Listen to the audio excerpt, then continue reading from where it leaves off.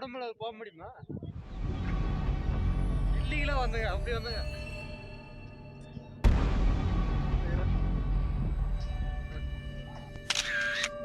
விபரீதத்தை உணராமல் தாங்கள் நிற்பது குணா குகை என்று கெத்து காட்டுவதாக ரீல் செய்து வனத்துறையிடம் கொத்தாக சிக்கிக்கொண்ட 3 இடியட்ஸ் இவர்கள்தான்.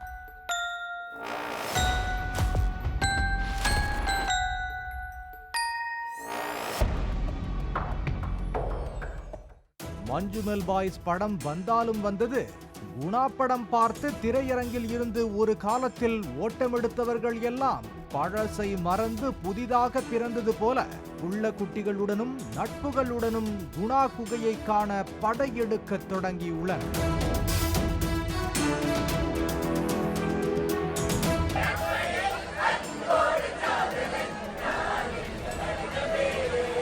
குணா குகையின் விபரீதம் உணராமல் எவரும் உள்ளே நுழைந்துவிடக் கூடாது என்று அந்த பகுதியைச் சுற்றிலும் இரும்பு கம்பியால் தடுப்பு வேலி அமைக்கப்பட்டுள்ளது.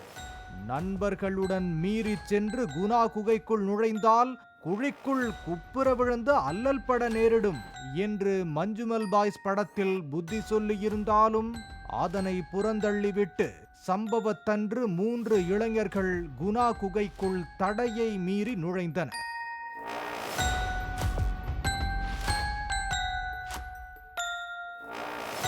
தடுப்பு வேலியை ஏறி குதித்து உள்ளே நுழைந்து செல்ஃபி மற்றும் ரீல் செய்து கொண்டிருந்த அவர்களை கண்டு சக சுற்றுலா பயணிகள் வனத்துறையினருக்கு தகவல் தெரிவிக்க பல கிலோமீட்டர் சுற்றி வந்ததாக கதைவிட்ட அந்த 3 இடியட்ஸ் பாய்ஸை வனத்துறையினர் வளைத்து பிடித்தனர்.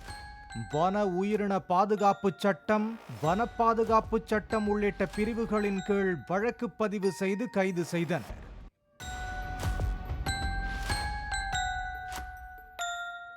கெத்து காட்ட நினைத்த கிருஷ்ணகிரி பாரத், விஜய், சேலம் ரஞ்சித் ஆகிய 3 பேரும் தாங்கள் கொண்டு வந்த மொத்த உடைமைகளையும் பறிகொடுத்து விட்டு வனத்துறை அலுவலகத்தில் வித்தாக நின்றனர்.